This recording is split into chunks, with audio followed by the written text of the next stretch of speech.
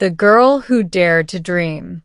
Lila stood barefoot on the dusty hilltop, eyes fixed on the stars. To her, they weren't just lights, they were promises. In her tiny village, dreams were kept small. No one ever thought beyond the next harvest. But Lila did.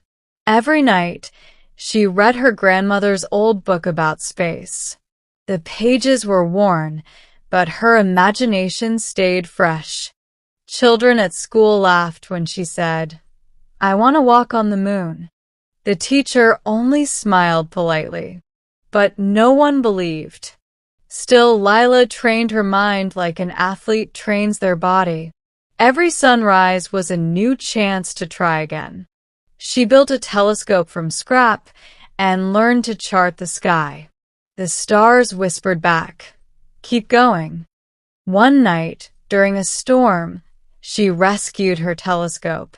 "Even if lightning comes," she whispered, "I'll still look up." That's when a letter arrived, an invitation to a space camp scholarship in the city. The universe had answered. The city was louder than anything Lila had ever imagined. She clutched her backpack tighter, eyes wide with wonder. At the space camp gates, she hesitated. What if she didn't belong? But a kind girl with curly hair waved her over. They became roommates, Amara from Nairobi, who dreamed of building rockets. "You dream it. I'll launch it," she joked. Their nights were filled with sky maps, whispered hopes, and giggles under glow-in-the-dark stars taped to their ceiling. Lila learned fast orbital mechanics, physics simulations, even zero-gravity training. She fell. She bruised. She rose. One afternoon, her instructor pulled her aside. "You've got grit," he said, handing her a small pin shaped like Saturn. That pin lived on her jacket, close to her heart, a reminder that even the smallest symbols can mean the universe. But not everything came easy. One student mocked her accent. "Farm girl can't do calculus," he sneered. That night, Lila didn't cry. She studied harder. Her notebook pages filled with equations like constellations. She aced the next test top score. Even the doubters went quiet. Then came the big project, design a mission to Mars. Lila's eyes sparkled. This was no longer a dream. It was real. She and Amara stayed up past curfew, surrounded by blueprints and digital models. They even named their mission, Firebird. Their presentation day arrived.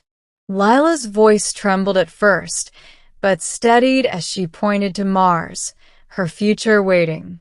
Applause thundered. One judge said, "You make space sound like poetry." Later, under a starlit dome, Lila whispered, "If I reach Mars, I'll send a message back for every girl who is told no." Amara squeezed her hand. "And we'll write that message in the stars." Weeks later, a surprise arrived, an offer to visit a real launch site as part of the top student's reward. As the rocket towered above her, Lila's heart raced. "It's like a mountain with fire in its belly," she whispered. The countdown echoed in her chest. When the engines roared to life, so did her resolve. Back at camp, a guest speaker arrived, a former astronaut named Commander Reyes, who walked on the moon. He looked at the wide-eyed students and said, "Your limits are mostly drawn by others. Tear the paper." Afterward, Lila approached him shyly. "What if I'm still afraid sometimes?" she asked. He smiled. "Then you're human. But you're also bold enough to ask the question. That's how you fly." Inspired, Lila wrote a letter to the women in her village, teachers, mothers, sisters. thanking them for their quiet strength. Amara painted stars on their dorm wall, each one representing a woman they admired. Their friendship grew deeper, two girls fueled by fire, helping each other reach. Final exams loomed. Pressure tightened like gravity. But Lila knew how to navigate by the stars, even under stress. The day of the oral defense arrived. Her hands trembled, but her voice held steady as a rocket at launch. She spoke of Mars as if she'd already walked its red sands. The judges leaned in. When the scores were posted, Lila stared in disbelief. She was accepted into the International Space Academy. She ran outside, collapsing into the grass, laughter and tears mixing with the wind. That night, she looked at the moon again. "I'm coming," she whispered, one step closer. The academy shimmered like a glass ship moored on Earth, built to launch futures into the stars. Lila stepped through its gates, wearing her Saturn pin. She wasn't just visiting anymore. She belonged. There were cadets from every continent. Languages, laughter, equations floated through the air like radio signals. Her new roommate, Yuna from South Korea, was training to be a mission medic. "We don't just reach the stars," she said. "We keep each other alive there."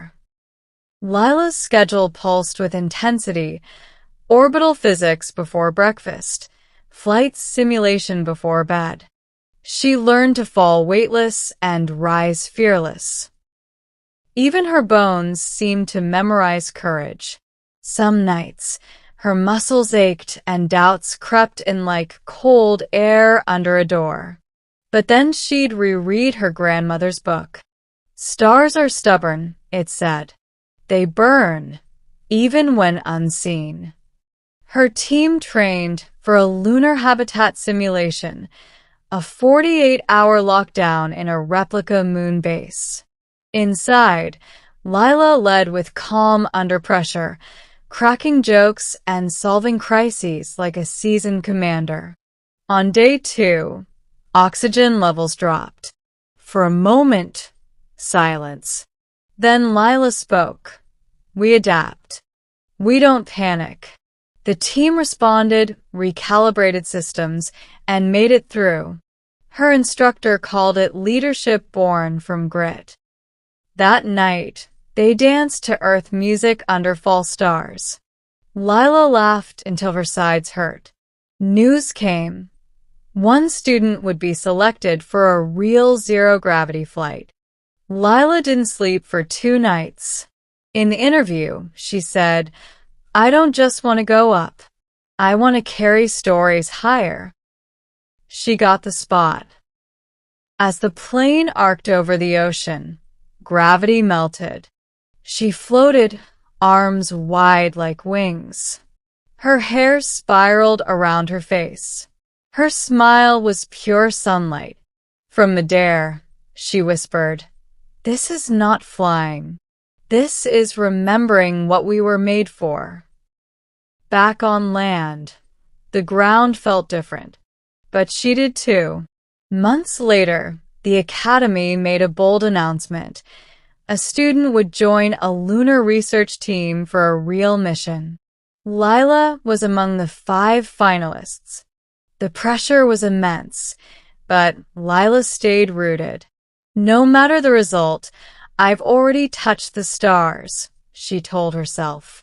Interviews, tests, simulations, days blurred like a comet trail. During her final interview, a panelist asked, "Why you?" She replied, "Because my journey began with no path. I built it from dust and dreams." The judges didn't speak. They simply nodded. That evening, Lila stood under a tree on campus. Her friends gathered silently around her. Then the call came. She'd been chosen. Screams, hugs, tears. Amara spun her around. "You're moonbound." Media requests flooded in, but Lila made time for one quiet visit to her old village. She spoke at her former school. "I used to sit in this very classroom and dream of the impossible." The kids' eyes sparkled. One little girl whispered, "I want to be brave like you." Lila knelt. "You already are." The launch day arrived. Lila suited up slowly, heart steady, breath calm. The rocket rumbled beneath her. "I carry every girl, every doubt, every hope," she thought. As Earth shrank behind her, stars unfolded like a silver curtain. On the moon, she planted a small flag, not of a country, but of a hand drawn by village girls back home. She sent a message to Earth. Dreams belong to all of us. And this is only the beginning. Somewhere far below, a girl looked up and smiled. Lila had made space feel just a little closer.